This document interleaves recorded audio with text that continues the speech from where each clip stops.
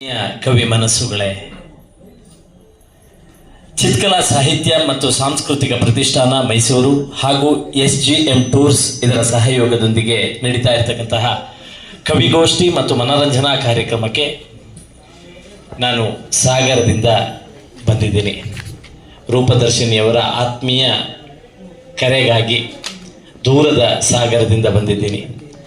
ತಮಗೆಲ್ಲ ಗೊತ್ತಿರ್ಬೋದು ಮಲೆನಾಡು ಅಂದರೆ ಹೇಗಿದೆ ಅಂತ. ಬಹುತೇಕ ದಿನಗಳನ್ನು ಇಲ್ಲೇ ಕಳೆದಿದ್ದು ಕುವೆಂಪುರವರು ಮೈಸೂರಿನಲ್ಲಿ. ಹಸುರತ್ತಲ್ ಹಸುರಿತ್ತಲ್ ಎತ್ತೆತ್ತಲ್ ಹಸಿರು ಹಸಿರುಗಟ್ಟಿತು ಕವಿ ಆತ್ಮ ಹಸುರು ನೆತ್ತರು ಒಡಲಿನಲ್ಲಿ ಅಂಥೇಳಿ ಹಸರನ್ನ ಬಣ್ಣಿಸಿದ್ದು ನಮ್ಮ ಮಲೆನಾಡಿನ ಶಿವಮೊಗ್ಗವನ್ನ. ಅಲ್ಲಿಂದ ಈ ಮೈಸೂರಿಗೂ ನನಗೂ ಒಂದು ರೀತಿಯ ಅವಿನಾಭಾವ ಸಂಬಂಧ. ಯಾಕೆಂದರೆ ನಾನು ಓದಿದ್ದಿಲ್ಲಿ, ಇದೇ ಶಾಂತಲಾ ಟಾಕೀಸ್ ಹತ್ರ ಇರುವಂತಹ ಅನಾಥಾಲಯ ಹಾಸ್ಟೆಲ್ನಲ್ಲಿ ಇದ್ದು ಮಹಾರಾಜ ಕಾಲೇಜಿನಲ್ಲಿ ನಾನು ಓದ್ದವನು. ನನ್ನ ಸಂಪದ ಸಾಲು ಪತ್ರಿಕೆ ನನ್ನ 19ನೇ ವಯಸ್ಸಿಗೆ ಪ್ರಾರಂಭ ಆಗಿದ್ದು ಅದು ಕೂಡ ಮೈಸೂರಿನಲ್ಲಿ. ಈಗ ನನ್ನ ಪತ್ರಿಕೆಗೆ 17 ವರ್ಷ. ರಾಜ್ಯಾದ್ಯಂತ ರಾಷ್ಟ್ರಾದ್ಯಂತ ಕನ್ನಡದ ಮನಸ್ಸುಗಳು ನನ್ನ ಪತ್ರಿಕೆಯ ಓದುಗರು. ಇಂತಹ ಮೈಸೂರು ನನಗೆ ಅತೀವವಾದ ಪ್ರೀತಿ. ಇಲ್ಲೂ ಕೂಡ ತುಂಬ ಕಾರ್ಯಕ್ರಮಗಳಿಗೆ ಕರಿತಾ ಇರ್ತಾರೆ, ನಾನು ಬರ್ತಾ ಇರ್ತೇನೆ. ಹಾಗೇನೆ ಇವತ್ತಿನ ಕಾರ್ಯಕ್ರಮ ತುಂಬ ವಿಶೇಷ ಅಂತ ಅನಿಸಿದ್ದು, ತನ್ನ ತಾಯಿಯನ್ನ ತುಂಬ ಪ್ರೀತಿಯಿಂದ, ತುಂಬ ದುಡ್ಡಿದ್ದು ವಿಮಾನಗಳಲ್ಲಿಯೋ ರೈಲುಗಳಲ್ಲಿಯೋ ಬಸ್ಸುಗಳಲ್ಲಿಯೋ ಕರೆದುಕೊಂಡು ಹೋಗಿ ತೋರಿಸೋದು ಬೇರೆ, ತನಗಿರುವಂತಹ ವ್ಯವಸ್ಥೆಯಲ್ಲಿಯೇ ತನ್ನ ತಾಯಿಯನ್ನ ಅತ್ಯಂತ ಪ್ರೀತಿಯನ್ನ ಮಾಡಿಕೊಂಡು ಇಡೀ ಭಾರತವನ್ನ ಹಳ್ಳಿಗೆ ಅಲ್ಲಿರುವಂತಹ ಎಲ್ಲ ಪ್ರದೇಶಗಳನ್ನ ತನ್ನ ಹಳೆಯ ಸ್ಕೂಟರ್ನಲ್ಲಿ ತೋರಿಸಿ ಆ ಮಾತೃ ಋಣವನ್ನು ತೀರಿಸೋದು ಕಷ್ಟ. ಅಂತಹ ಮಾತೃ ಋಣವನ್ನ ತೀರಿಸುವ ಸೌಭಾಗ್ಯ ಹೊಂದಿದಂತಹ ದಕ್ಷಿಣಾಮೂರ್ತಿ ಕೃಷ್ಣಕುಮಾರ್ ಅವರು ಪಕ್ಕ ನಾನು ಎಷ್ಟೋ ತನಕ ಕೂತಿದ್ದೀನಿ ಅನ್ನೋದು ಕೂಡ ನನಗೆ ಹೆಮ್ಮೆ. ಹಾಗೂ ಡೇವಿಡ್ ಅವರು ಕೂಡ ತುಂಬ ಚೆನ್ನಾಗಿ ಬಸವಣ್ಣನವರ ವಚನಗಳನ್ನು ಹೇಳಿದರು. ಅದು ನಿಜಕ್ಕೂ ಲಿಂಗ ಮೆಚ್ಚಿ ಅಹುದಹುದು ಎನ್ನಬೇಕು ಅನ್ನುವಂತೆ ರೂಪದರ್ಶಿನಿಯವರು ಇವತ್ತು ಕಾರ್ಯಕ್ರಮವನ್ನು ಮಾಡ್ತಾ ಇದ್ದಾರೆ.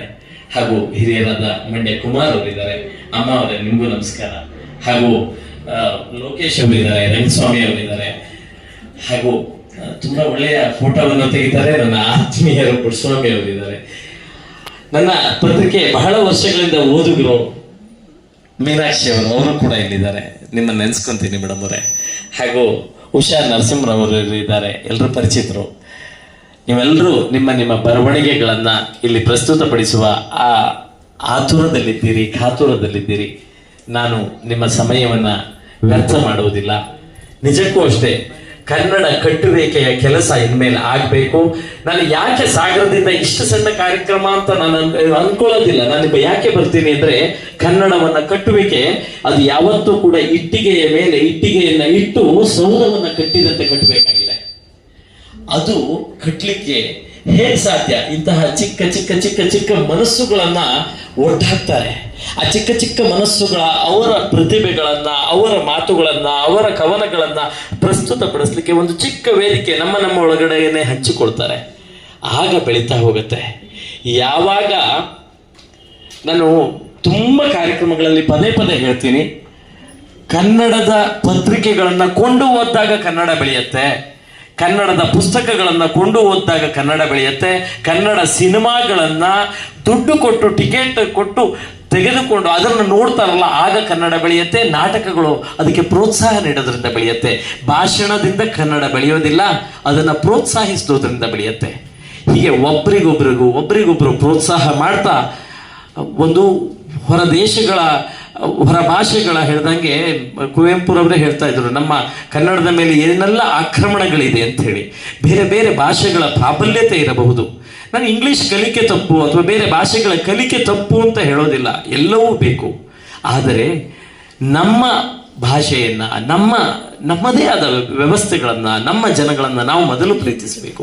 ಚಾರಿಟಿ ಬಿಗಿನ್ಸ್ ಎಟ್ ಹೋಮ್ ಅಂತ ಹೇಳ್ದಂಗೆ ನಮ್ಮವರನ್ನ ನಾವು ಪ್ರೀತಿಸಬೇಕು, ನಮ್ಮ ಭಾಷೆಯನ್ನು ನಾವು ಪ್ರೀತಿಸಬೇಕು. ಯಾರೋ ಒಬ್ರು ಕವನಗಳನ್ನ ಬರೀತಾರೆ, ವೇದಿಕೆಗಳೇ ಇರೋದಿಲ್ಲ.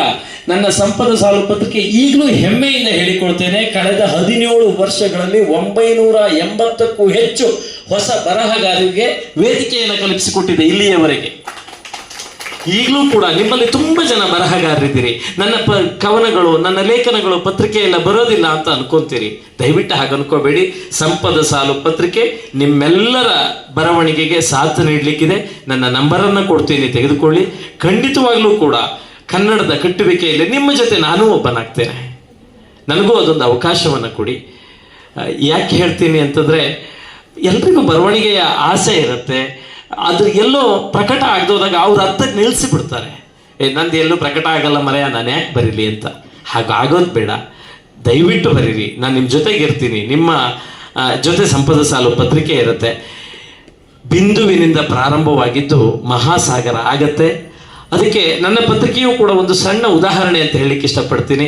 2 ಪುಟಗಳಿಂದ ಅದು ಕೇವಲ ಒಂದೇ ಪುಟದಲ್ಲಿ A4 ಸೈಜಲ್ಲಿ ಕೈಯಲ್ಲಿ ಬರೆದು ಪ್ರಾರಂಭ ಆದಂತಹ ಮಹಾರಾಜ ಕಾಲೇಜಿನ ನೋಟಿಸ್ ಬೋರ್ಡ್ನೇ ಪ್ರಥಮ ಓದುವಿಕೆಯ ತಾಣವಾಗಿದ್ದ ಪತ್ರಿಕೆ ಇವತ್ತು 34,000 ಚಂದಾದಾರರು ನನ್ನ ಪತ್ರಿಕೆಗಿದ್ದಾರೆ. ಇದನ್ನು 1 ಲಕ್ಷ ಮೆಂಬರ್ಗಳನ್ನು ಮಾಡಬೇಕು ಅನ್ನುವಂತಹ ಒಂದು ಸಂಕಲ್ಪ ಹೊತ್ತು ಅಭಿಯಾನಗಳನ್ನು ಮಾಡ್ತಾ ಇದ್ದೇವೆ. ನಿಮ್ಮೆಲ್ಲರ ಸಹಕಾರ ಇರಲಿ, ನಿಮ್ಮೆಲ್ಲರ ಬರವಣಿಗೆಯ ಸಹಕಾರವೂ ಇರಲಿ. ಕನ್ನಡವನ್ನು ಕಟ್ಟೋಣ, ಕನ್ನಡವನ್ನು ಬೆಳೆಸೋಣ. ನಾವೆಲ್ಲರೂ ಜೊತೆಯಾಗಿ ಈ ಮೈಸೂರು ಅಂದರೆ ನನಗೆ ಯಾವಾಗಲೂ ಪ್ರೀತಿ. ಈ ಮೈಸೂರಿನ ನೆಲದಿಂದಲೇ ಕನ್ನಡದ ಕಟ್ಟುವಿಕೆಯ ಬಹುದೊಡ್ಡ ಕೆಲಸ ಆಗಲಿ ಅಂತ ಹೇಳ್ತಾ ಚಿತ್ಕಲಾ ಸಂಸ್ಥೆಗೆ ನನ್ನ ಪ್ರೀತಿಯ ಹಾರೈಕೆ. ಇವರ ಎಲ್ಲ ಕಾರ್ಯಕ್ರಮಗಳಿಗೆ ಸಂಪದ ಸಾಲು ಪತ್ರಿಕೆ ಹಾಗೂ ನಾನು ಜೊತೆಯಲ್ಲಿರ್ತೇನೆ. ಇದು ಸಣ್ಣದಾಗಿ ಅಂತ ಅನ್ಕೋಬೇಡಿ ರೂಪದರ್ಶಿನಿಯವರೇ, ನಿಜವಾಗ್ಲೂ ಅದ್ಭುತವಾದ ಕಾರ್ಯಕ್ರಮ. ಇಲ್ಲಿರುವವರೆಲ್ಲರೂ ಹುಲಿಗಳೇ, ಇಲ್ಲಿರುವವರೆಲ್ಲರೂ ಕನ್ನಡದ ಹುಲಿಗಳು. ಇದು ಬಹುದೊಡ್ಡ ಸಂಸ್ಥೆಯಾಗಿ ಸಾವಿರಾರು ಜನ ಸೇರಿ ಕಾರ್ಯಕ್ರಮ ಮಾಡುವಷ್ಟರ ಬೆಳೀಲಿ ಅಂತೇಳಿ ಆಶಿಸ್ತಾ, ನಿಮ್ಮೆಲ್ಲರ ಪ್ರೀತಿಗೆ, ನಿಮ್ಮೆಲ್ಲರ ಅವಕಾಶಕ್ಕೆ ನನ್ನ ಪ್ರೀತಿಪೂರ್ವಕ ಧನ್ಯವಾದಗಳು. ನಮಸ್ಕಾರ.